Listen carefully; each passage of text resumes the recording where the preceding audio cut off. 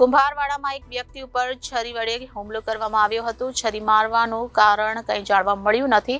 હાલ પોલીસ તપાસ થયા બાદ કારણ જાણવા મળશે।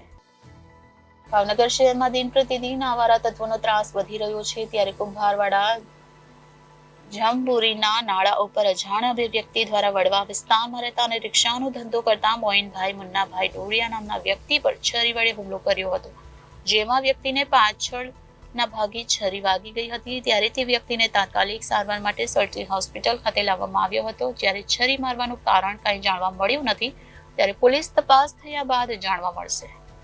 મારું નામ મોઇન છે। હું અહીંયા વડવામાં રહું છું।